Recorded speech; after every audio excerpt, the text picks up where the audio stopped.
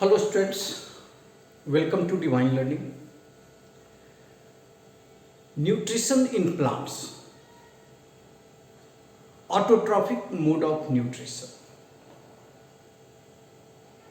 Plant का जो nutrition होता है वो ऑटोट्रॉपिक मोड ऑफ न्यूट्रिशन, सारे प्लांट का नहीं, ओनली ग्रीन प्लांट्स का, ये याद रखना। सारे प्लांट्स ग्रीन नहीं होते हैं, नॉन ग्रीन प्लांट्स भी होते हैं, और जो नॉन ग्रीन है उनमें क्लोरोफिल नहीं है, तो ऑब्वियसली वो ऑटोट्रॉपिक मोड ऑफ न्यूट्रिशन उनमें नहीं होगा, फोटोसिंथेसिस उनमें नहीं होगा, वो हमारे ही तरह हेटेरोट्रॉफ होंगे। But mostly plants are green, they have chlorophyll and their mode of nutrition is autotrophic mode of nutrition.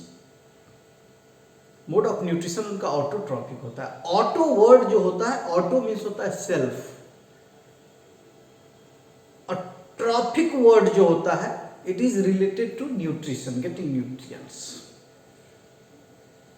तो जो सेल्फ डिपेंडेंट है न्यूट्रिशन के मामले में, न्यूट्रिएंट्स लेने के मामले में जो सेल्फ डिपेंडेंट हैं वो ऑटोट्रॉप्स हैं। तो obviously green plants are autotrophs. और वो कैसे ऑटोट्रॉप्स हैं ये हमने अपने पिछले क्लास में देखा था, फोटोसिंथेसिस में। फोटोसिंथेसिस एक बड़ा ही कॉम्प्लेक्स प्रोसेस होता है, बड़ा ही जटिल मैकेनिज्म होता है, जिसके बारे में कि आप लोग आगे की क्लासेस में पढ़ेंगे। बट यहाँ पर हमने सिर्फ उसका एक कंसेप्ट लिया कि आखिर ये होता क्या है, एक मोटा मोटी बात हमने समझने की कोशिश की, बड़ा ही आसान था। इसके पहले कि हम लोग अब हेटेरोट्रॉपिक मोड ऑफ न्यूट्रिशन के बारे में जाने, तो थोड़ा सा हमने चर्चा की थी अपने लास्ट वीडियो में। फोटोसिंथेसिस इस चैप्टर, इस टॉपिक, लाइफ प्रोसेस के इस टॉपिक का importance examination point of view से अधिक इसलिए होता है क्योंकि इससे लैब बेस्ड क्वेश्चंस अधिक पूछे जाते हैं। क्योंकि आपने देखा होगा फोटोसिंथेसिस के मैकेनिज्म में तो बहुत कुछ था, सिंपल मैकेनिज्म था। हाँ, स्टोमेटा पर सवाल पूछा जाता है, जो कि हमने स्पेशली एक क्लास में बताया आपको। और भी कुछ एक्सपेरिमेंट्स होते हैं, इस पर भी बेस्ड क्वेश्चंस पूछे जाते हैं लैब से रिलेटेड। तो मेरे हिसाब से हम थोड़ा सा, चूंकि हमने स्टोमेटा को भी देख लिया है, हम फोटोसिंथेसिस भी पढ़ चुके हैं, तो हम थोड़ा सा एक शॉर्ट वीडियो में कुछ वैसी बातों को भी डिस्कस कर लें जो कि लैब के रूप में, जब हम लैब करेंगे तो वहां पर तो हेल्प करेगा ही, साथ ही साथ लैब क्वेश्चंस जो पूछे जाते हैं वो वहां पर हमारी हेल्प होगी उससे, और कंसेप्ट तो हमारा क्लियर होगा ही। और उसके बाद हम लोग हेटेरोट्रॉपिक मोड ऑफ न्यूट्रिशन पढ़ेंगे। तो आज के इस क्लास में हम लोग देखते हैं फोटोसिंथेसिस जो एक प्रोसेस है, बड़ा ही इंपॉर्टेंट प्रोसेस है, उसके कुछ कंक्लूजन्स हो जाए। सबसे पहले आप ये देखिए कि सबसे पहले उसमें रिक्वायर्ड क्या क्या था, जरूरत किन किन चीजों की पड़ी थी। तो जरूरत पड़ी थी कार्बन डाइऑक्साइड, वाटर, सनलाइट की जरूरत पड़ी थी, और सनलाइट तब तक यूजलेस था जब तक क्लोरोफिल ना हो। ये 4 रिक्वायरमेंट्स थे हमारे पास। ये पूछा भी जाता है, what are the raw materials. Raw materials तो ये दोनों हो गए। व्हाट आर द रिक्वायरमेंट्स, तो ये चारों रिक्वायरमेंट हो गए। और प्रोडक्ट क्या बना था, प्रोडक्ट ग्लूकोज बना था, और बाय प्रोडक्ट ऑक्सीजन।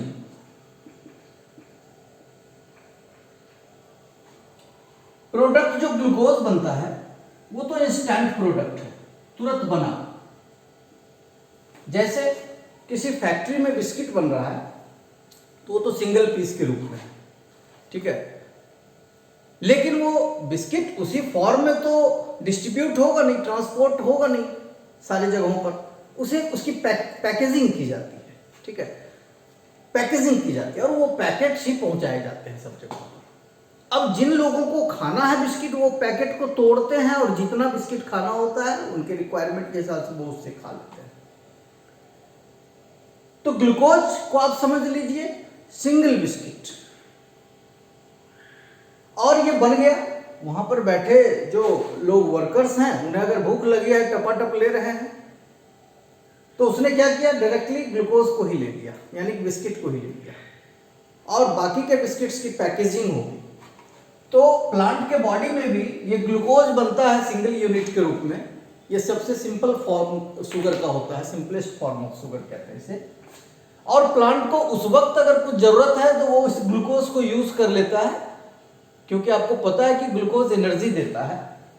ये कैसे देता है ये अगले लाइफ प्रोसेस में हम लोग पढ़ेंगे, रेस्पिरेशन चैप्टर में।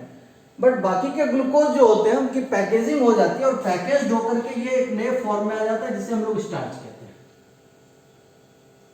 And this starch is stored in the body of plants. ये स्टार्च प्लांट के बॉडी में स्टोर्ड रहता है and is used whenever it is required, whenever glucose is required। जब जरूरत होती है ये स्टार्च टूटता है, इससे ग्लूकोज निकलते हैं और ये ग्लूकोज पूरे बॉडी को काम देता है। These are the products, required materials, product and by product oxygen होता है। बारी बारी से आपको मैक्सिमम चीजों को एक्सपेरिमेंटली दिखा सकते हैं, जैसे कार्बन डाइऑक्साइड इज रिक्वायर्ड, दिखा सकते हैं। वाटर इज रिक्वायर्ड, तो पानी तो जरूरी है, ये तो बिल्कुल पानी नहीं देते हैं तो प्लांट मर जाता है, तो ऑब्वियसली वाटर इज रिक्वायर्ड, भोजन नहीं मिला तो इसलिए पानी, वाटर इज रिक्वायर्ड। ये हमें एक्सपेरिमेंटली प्रूव करने की बहुत जरूरत है नहीं। हाँ, ये हम कर सकते हैं। Carbon dioxide is required, sunlight is required, sunlight is required. इसे कैसे, ये तो बिल्कुल सिंपल सी बात है। अंधेरे कमरे में आप किसी पॉटेड प्लांट को रख दीजिए, कुछ दिन में वो मर जाएगा, ये तो बिल्कुल सिंपल सी बात हो गई भाई। तो सनलाइट इज रिक्वायर्ड, ये भी कहीं कोई बहुत परेशानी की बात नहीं है। क्लोरोफिल इज रिक्वायर्ड, इसे हम प्रैक्टिकली प्रूव कर सकते हैं। Starch is a product, starch is produced and oxygen is released as by product. This all facts can be experimentally proved. कैसे कर सकते हैं जरा सा देखते हैं। एक एक्सपेरिमेंट जहां से हम स्टार्ट कर रहे हैं वो ये बताएगा chlorophyll is required. Chlorophyll is the basic need of photosynthesis and because it plants can not perform photosynthesis. तो पहला हम लोग लेकर चलते हैं क्लोरोफिल इज रिक्वायर्ड।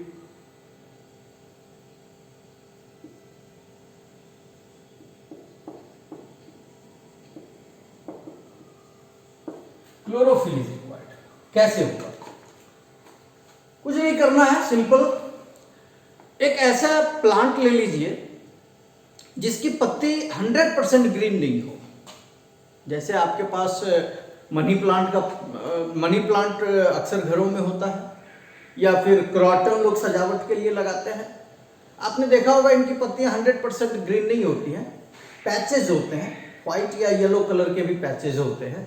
देखिए मैं यहाँ आपको एक दिखा रहा हूँ, एक लीफ है मेरे पास, ये क्रॉटन की पत्ती है और आप देख सकते हैं ये 100% ग्रीन नहीं है, आप कह सकते हैं 60% ग्रीन है ये।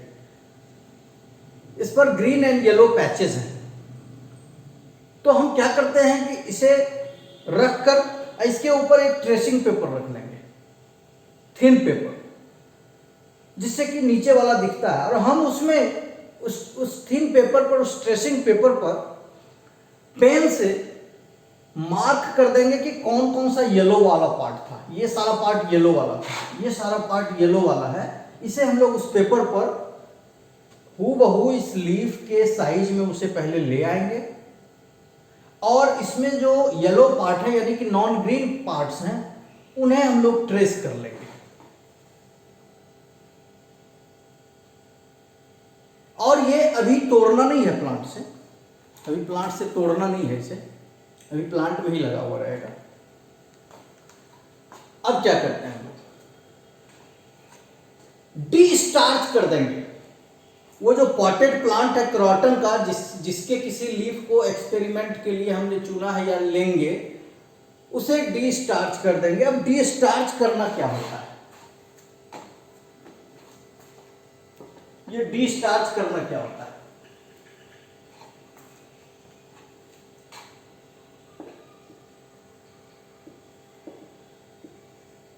डी-स्टार्च देखो डी स्टार्च, स्टार्च का उल्टा लग रहा है, ये स्टार्च का उल्टा लग रहा है डी स्टार्च। हमने अभी बताया कि किसी भी प्लांट के बॉडी में स्टार्च जमा रहता है फॉर फ्यूचर यूज, उससे ग्लूकोज निकलेंगे और वो एनर्जी देगा।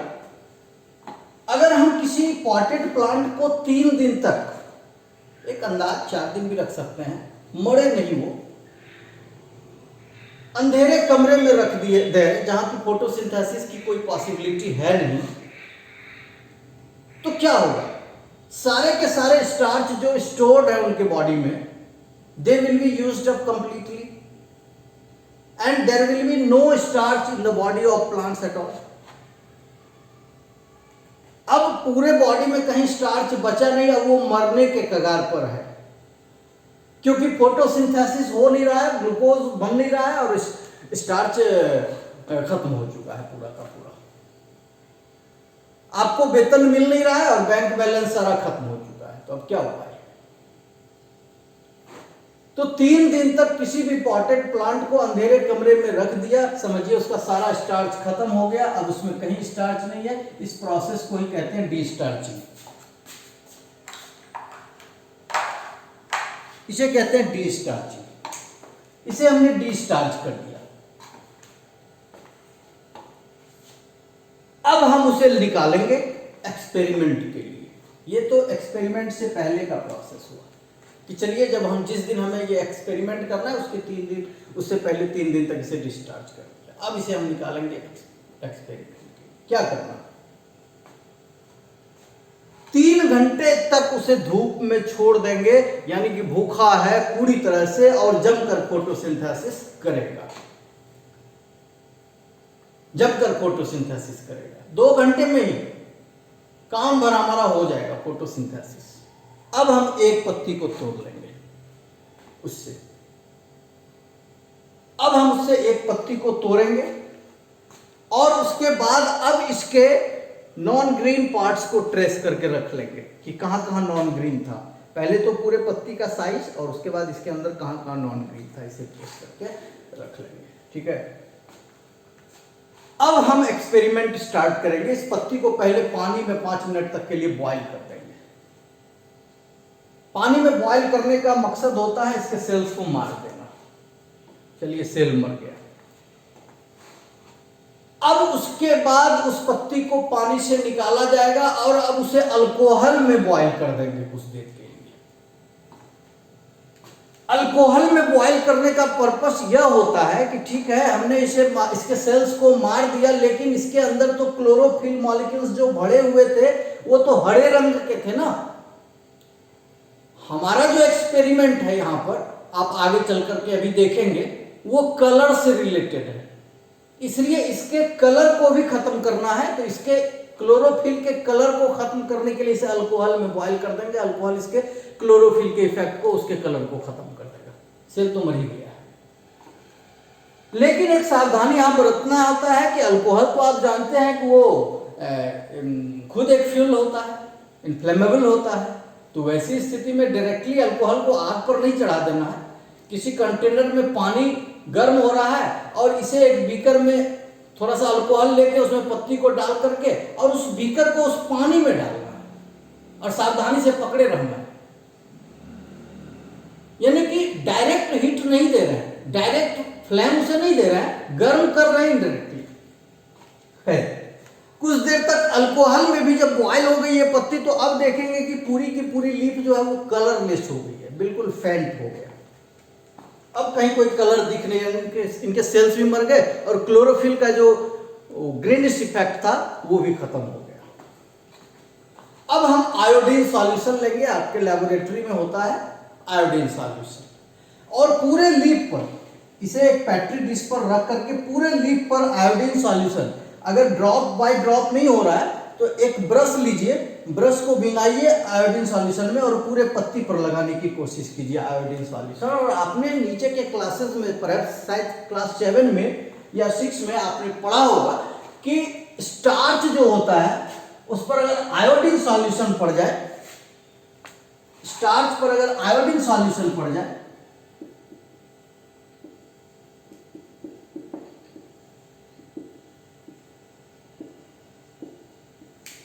तो कलर कैसा हो जाता है? Blue black. Colour blue black हो जाता है। तो क्या आपको लगता है इस पूरे पार्ट को अगर देखा जाए तो इसमें हमने ट्रेस करके रख लिया था, जो ग्रीन पार्ट है वहीं पर ब्लू ब्लैक हो रहा है, और जो नॉन ग्रीन पार्ट है वो कलरलेस ही अभी भी है आफ्टर एडिंग आयोडीन सॉल्यूशन। क्यों ऐसा हुआ होगा? स्टार्च तो पूरी तरह से पूरे प्लांट में खत्म था, अभी जस्ट रिसेंटली 1-2 घंटे में जो स्टार्च बना वो तो अभी ग्रीन पार्ट में ही है, वो ग्लूकोज अभी ग्रीन पार्ट में ही है, अभी वो ट्रांसपोर्ट नहीं हुआ, पूरे बॉडी में गया नहीं है, इसलिए वो नॉन ग्रीन पार्ट में भी नहीं है। इसका मतलब है क्लियर यहां पर प्रूफ होता है, ये प्रूव्ड हो गया कि नॉन ग्रीन पार्ट्स ने फोटोसिंथेसिस नहीं की, क्योंकि इसमें स्टार्च अभी नहीं है। क्यों नहीं की? Because it is lacking of chlorophyll molecule, इसमें क्लोरोफिल मॉलिक्यूल नहीं है। इस एक्सपेरिमेंट से तो ये प्रूफ हो जाता है कि chlorophyll is needed for photosynthesis, sunlight is needed for photosynthesis. इसे भी हम इसी तरह के एक एक्सपेरिमेंट से कर सकते हैं प्रूफ। सपोज आपके पास एक लीफ है,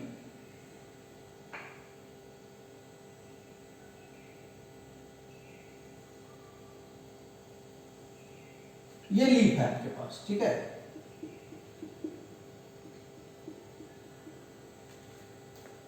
पॉटेड प्लांट है, 3 दिन तक उसे डिस्चार्ज कर दिया, जो काम यहां पर किया था वही काम वहां भी करेंगे। अब यहां पर हमने क्रॉटन लीफ नहीं लिया है,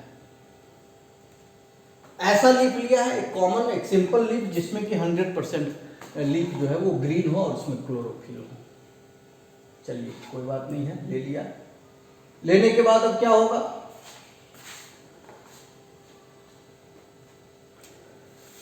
लेने के बाद 3 दिनों तक उसे डिस्चार्ज कर दिया, यानी भूखे प्यासे छोड़ दिया, और उसका जितना बैंक बैलेंस था स्टार्च का वो खत्म हो जाने दिया, डिस्चार्ज कर दिया इसे।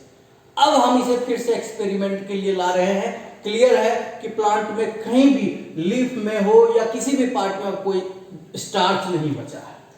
अब एक्सपेरिमेंट के लिए इसे धूप में डालने से पहले, फोटोसिंथेसिस करवाने से पहले पत्ती के कुछ पार्ट को हम लोग ऐसा कर देते हैं कि उस पर सनलाइट का असर ना हो, सूर्य की रोशनी उस पर पड़े ही नहीं। क्या करेंगे?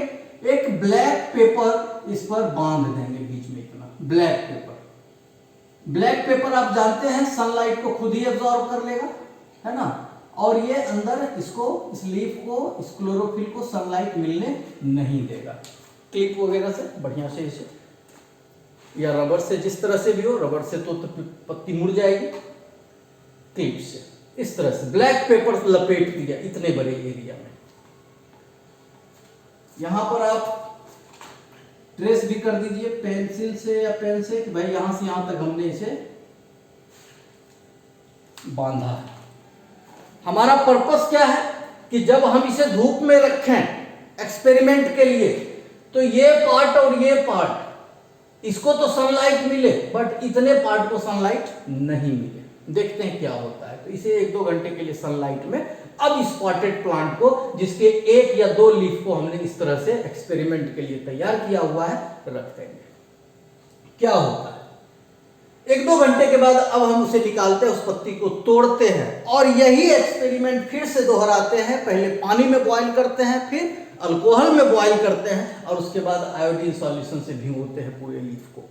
हमने देखा क्या कि ये वाला पार्ट जिसे हमने पेपर हटा लेना है अब बॉईल करने के पहले, पेपर से जो ढका हुआ पार्ट था जिसमें सनलाइट नहीं पहुंच सका, उस पार्ट ने फोटोसिंथेसिस नहीं किया, उसमें स्टार्च नहीं बना, जिसकी वजह से ये वाला पार्ट नॉन ग्रीन रह जाता है, बाकी ये दोनों पार्ट ब्लू ब्लैक हो जाते हैं। और आप जानते हैं कि ब्लू ब्लैक क्यों हुआ?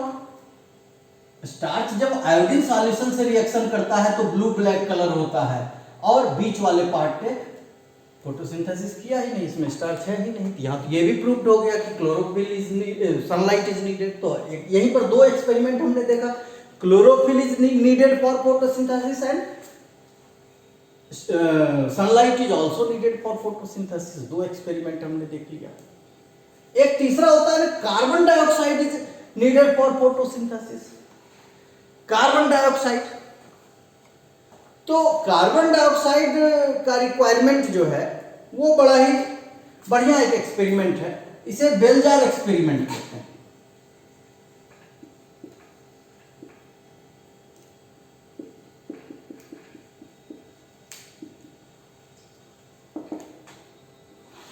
Bell jar experiment, bell jar experiment में क्या होता है कि चलिए एक काम करते हैं, एक बेल जार होता है इस तरह का, किसी चीज को ढकने के लिए, यहां पकड़ने का है, ये शीशे का है बेल जार।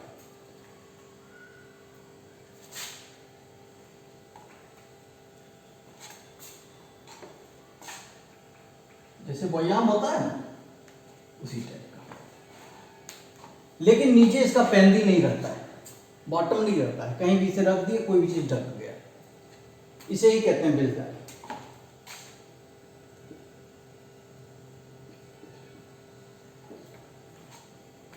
अब हम दो पॉटेड प्लांट लेंगे, छोटा छोटा रहना चाहिए जो बेल जार के अंदर आ जाए। पूरी तरह से डिस्चार्ज कर दिया 3 दिन के लिए, फिर वही काम।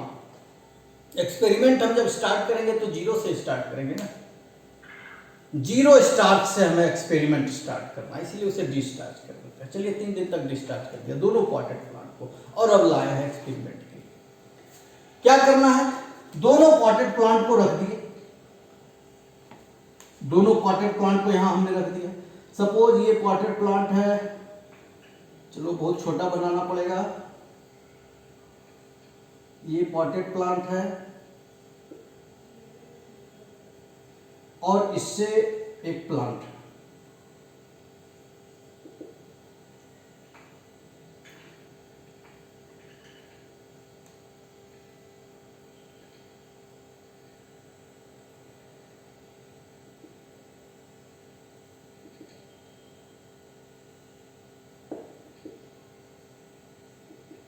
ये एक प्लांट हो गया, दूसरा यहां भी है, टेढ़ा हो गया ना,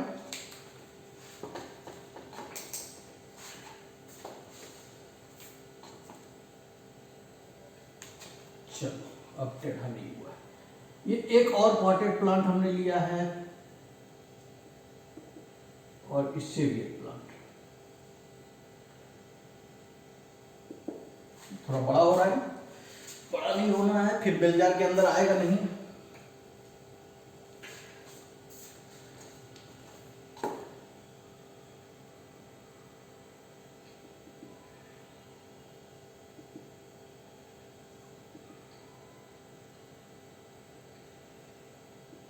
चलिए हो गया, 2 पॉटेड प्लांट हमने लिया, दोनों डिस्चार्ज पहले से है। अब उसे एक्सपेरिमेंट के लिए हम लोग सूर्य की रोशनी में रखेंगे, लेकिन डायरेक्टली नहीं।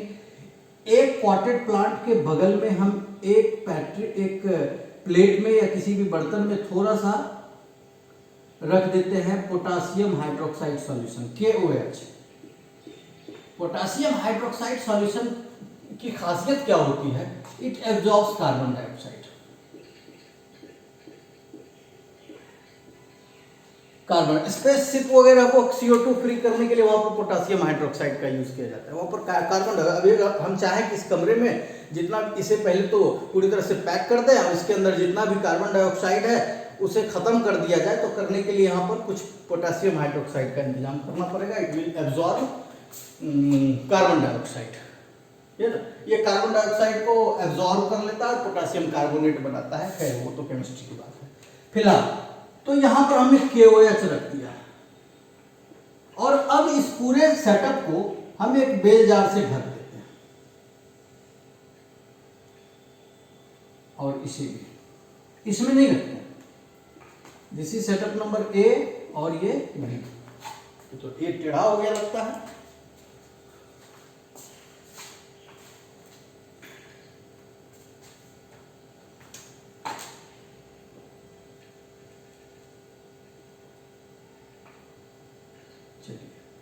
This is setup A and setup B। अब आप सोचिए क्या होगा फोटोसिंथेसिस के पर्पस। इस पूरे, अब यहां पर ये इसे एयर टाइट करना है, ये वाला जो पार्ट है नीचे हमने उस बेलजार को रखा है सरफेस पर या किसी प्लेट पर या कांच का कोई पैट्री डिश कुछ भी हो उस पर हम रख रहे हैं, तो उसे उसकी ग्रीसिंग कर देंगे, मोम लगा देंगे या वैसलीन कुछ भी ऐसा साइड से लगा देंगे ताकि इसके अंदर हवा नहीं जा सके। इसे एयर टाइट हमने किया है। बी वाला जो सेटअप है ये तो नॉर्मली यहाँ के प्लांट्स फोटोसिंथेसिस करेंगे, इसलिए करेंगे क्योंकि इस एरिया में तो कार्बन डाइऑक्साइड है ही ना। इस बेल जार के अंदर का जो वातावरण है उसमें तो कार्बन डाइऑक्साइड है ही, उस कार्बन डाइऑक्साइड के हेल्प से ये फोटोसिंथेसिस करेगा। बट यहां क्या हुआ, all the carbon dioxide in this environment was absorbed by potassium hydroxide solution and there is no carbon dioxide now। अब इसमें कार्बन डाइऑक्साइड तो रहा ही नहीं, तो ये बेचारा सनलाइट तो इसे मिल रहा है क्योंकि ये शीशे का जार है, but there is no carbon dioxide. Carbon dioxide तो सारा का सारा ले लिया पोटेशियम हाइड्रोक्साइड ने, तो कार्बन डाइऑक्साइड है नहीं। 2-3 घंटे के लिए अगर इसे छोड़ दिया जाए तो हमको तो लग रहा है कि धूप में हमने रखा है तो ये फोटोसिंथेसिस इसने किया होगा, बट जैसे ही निकालते हैं इससे एक एक दोनों से एक एक पत्ती को लेकर के सेम एक्सपेरिमेंट करते हैं, देखते हैं इसमें तो स्टार्च बना ही नहीं। क्यों नहीं बना, क्योंकि there was no carbon dioxide in this apparatus, in this setup. तो ये भी बता रहा है, ये भी प्रूव कर रहा है कि carbon dioxide is required for photosynthesis. Carbon dioxide अगर नहीं था तो फोटोसिंथेसिस नहीं हुआ, स्टार्च नहीं बना और ब्लू ब्लैक सॉल्यूशन देखने को नहीं मिला। चलिए एक और एक्सपेरिमेंट हम लोग जरा सा देखते हैं। ये बेलजार बड़ा इंपॉर्टेंट होता है। एक एक्सपेरिमेंट था, प्रिस्टले, साइंटिस्ट प्रिस्टले ने एक एक्सपेरिमेंट किया था। इस बेलजार के अंदर जो है एक जलती हुई मोमबत्ती रख दिया था, ठीक है, एक जलती हुई मोमबत्ती रख दिया था। तो ये तो कोई भी समझ सकता है कि बेलजार से अगर किसी भी चीज को ढक देंगे तो मोमबत्ती बुझ जाएगी। हम लोग शुरू में लालटेन में पढ़ते थे ना, अब तो लालटेन युग नहीं है, लेकिन हम लोग लालटेन में पढ़ते थे या बाद में फिर वो चिमनी वाला लैंप आया था, तो उसे ढक दिया तो उसमें ऑक्सीजन नहीं जाता था तो वो बुझ जाता था lamp, because oxygen is essential for burning anything. तो नेचुरली कोई भी इतना समझ सकता है, एक बच्चा भी समझ लेगा कि इसे ढक देंगे तो ये मोमबत्ती बुझ जाएगी क्योंकि इसके अंदर ऑक्सीजन नहीं है। उसने क्या किया, एक मोमबत्ती को भी रख दिया और एक चूहे को भी डाल दिया अंदर में।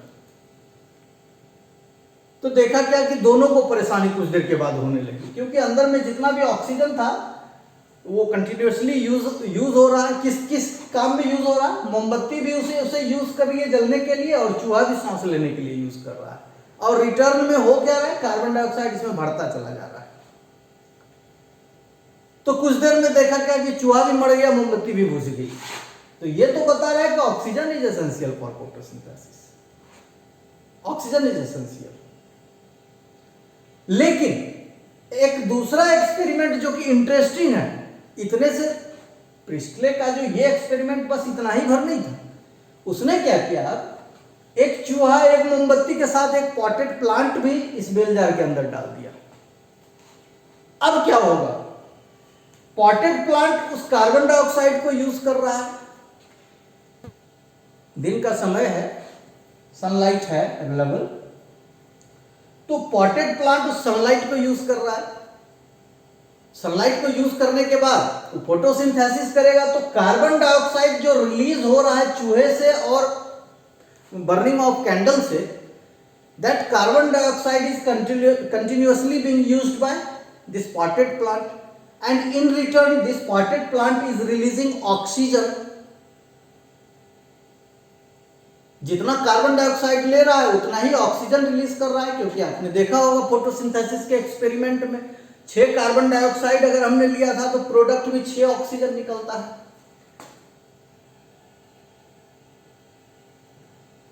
न मोमबत्ती बुझती है न चूहा मरता है।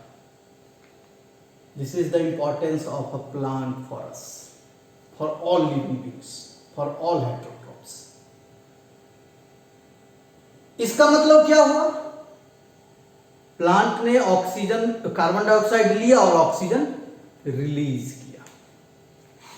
ऑक्सीजन रिलीज होता है, इसे एक और एक्सपेरिमेंट से हम लोग चेक कर सकते हैं। कहता है कि एक बीकर ले लीजिए और इस बीकर में एक हाइड्रिला का plant, hydrilla plant submerged aquatic plants होता है, समझे ना। यह हाइड्रिला का प्लांट सबमर्ज्ड एक्वेटिक प्लांट है, या कारा भी ले सकते हैं, एक प्रकार का अलगी होता है, प्लांट पानी में रहता है, समझ गए ना। और उसको इतना ही बड़ा प्लांट लेना है कि वो एक फनेल से, उल्टा फनेल को इस ढंग से हम रख दें तो ये ढक जाए, ये फनेल होता है ना, इस फनेल से ये ढक जाए। इस पूरे में पानी भरा हुआ है, तो पानी भरा हुआ है तो हाइड्रिला प्लांट को फोटोसिंथेसिस करने में कोई परेशानी नहीं होगी। ये तो बेचारा पानी के अंदर ही रहता ही है, सबमर्ज्ड एक्वेटिक प्लांट। इतने से काम नहीं चलने वाला है। अब हम क्या करेंगे, एक टेस्ट ट्यूब में पूरा पानी भर देंगे और उसे अंगूठे से दबा करके पानी के अंदर ले जा करके अंगूठा छोड़ेंगे और इस तरह से उसे सावधानी से रखेंगे उल्टा कि वो टेस्ट ट्यूब इस ढंग से इसके ऊपर पड़ जाए और इस पूरे में पानी भरा रहे।